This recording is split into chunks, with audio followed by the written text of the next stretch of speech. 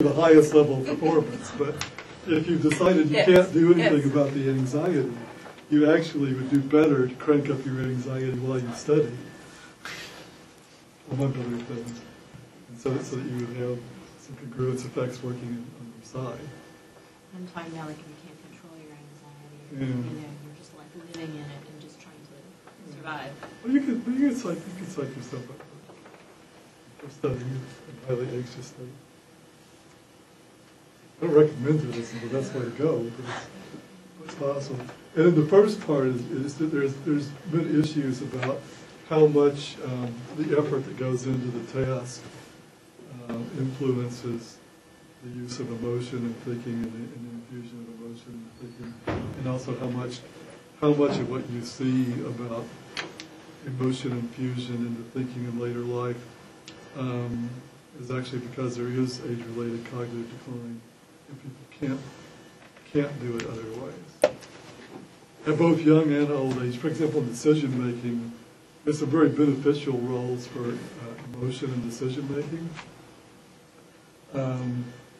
And there's some discussion that older adults tend to rely on emotion more in making even very complex decisions than younger people do. And one of the issues that the second bullet point refers to, we didn't really get into this lecture at all, is there's a discussion about does that happen because of the greater salience of emotion in general, a la Carstensen and social emotional activity theory, or does it happen because older adults can't do it the complicated way?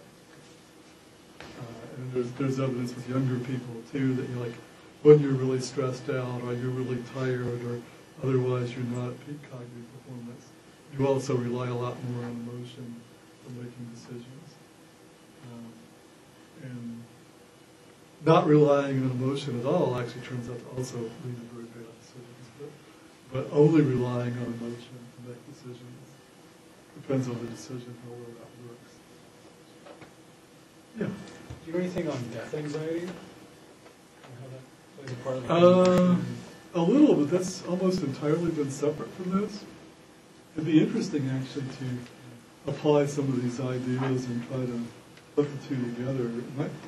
My sense is most of the stuff I've seen on death anxiety has primarily been like questionnaire-based and really hasn't gotten into kind of either this level of emotion, theoretical analysis, or using these kind of lab-based results or approaches.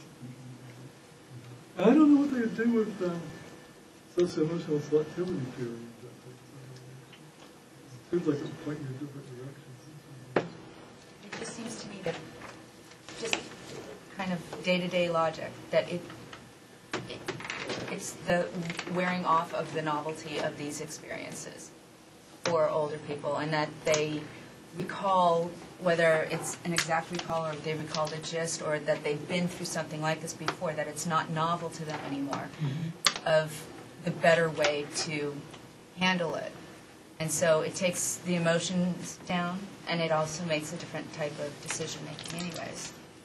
Paul Lawton actually used to, Lawton and someone else, used to argue that that's one of the reasons why, to the extent that felt arousal actually decreases with age, that part of it is because fewer things are novel, and that one of the primary keys for arousal is novelty. I mean, that's why. This is not quite using these examples to speculate. That's why, sex with your wife after 20 years is less physiologically arousing than it was with the first time. You know you're going to hell tonight, right? But just in general, the more familiar situations are, the less the arousal, the less high the arousal. You know it's being recorded, right? Okay. I didn't say it wasn't high on positive valence. I just said arousal. Arousal isn't everything, especially as you get older. What's the other piece? Well, let's talk about the arousal, though.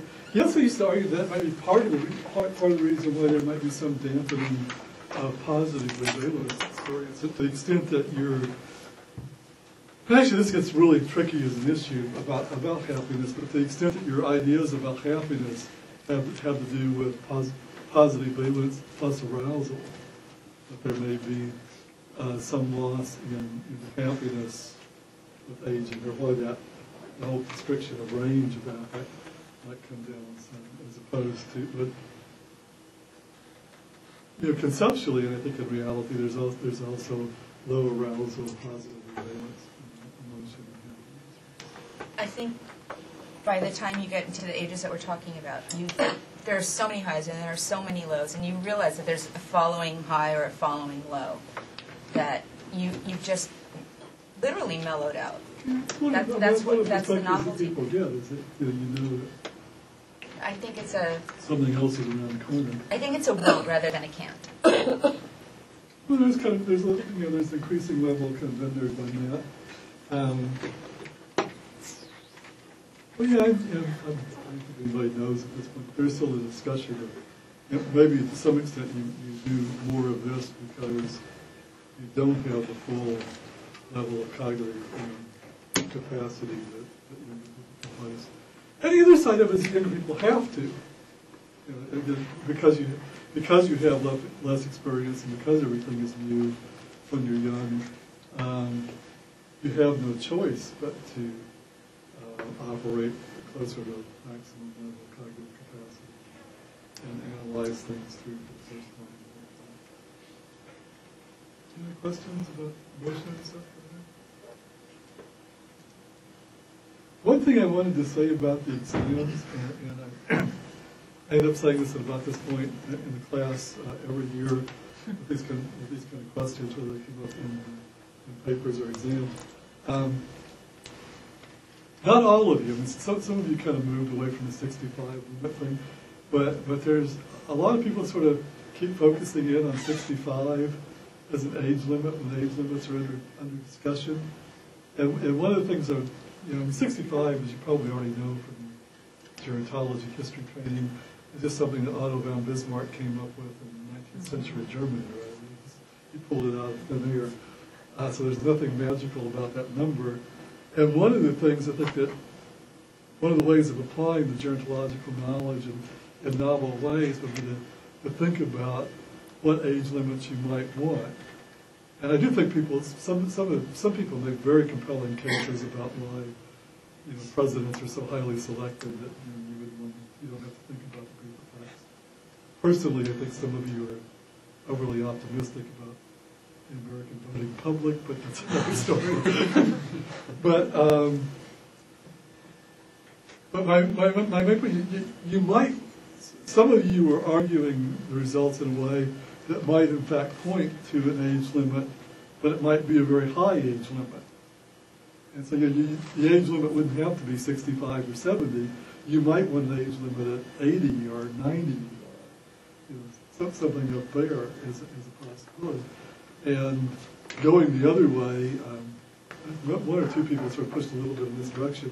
If you take the increasing intelligence of successive cohorts seriously, you might want to push the minimum age limit down. People are way more intelligent now than they were in 1789 when the Constitution was written at age 30. Yeah, but that doesn't mean But then the seasoning of waiting to be able to be elected is even better. Maturity. I just have a lot of confidence in the seasoning process. I mean, again, I understand that we don't make these decisions based on intelligence. We have several good examples of that. Not that I think anybody that's been president has been stupid, but just there's been some range. There's been some luck. And if you go far back enough, who knows. But I think it's just kind of an interesting idea. And again, just kind of playing around with these concepts, especially while you're in school, so you can loosen yourself up for the kind of decision making that you'll be making in your professional career and kind of get outside of the accepted boundaries and try to develop that gerontological imagination. In some ways, it's fun to read too. Though some of you are like so serious about moving these things around, like it's going to make a difference what you say on your exam. Have some fun. I asked my mom about the driving and about driving age. I asked my mom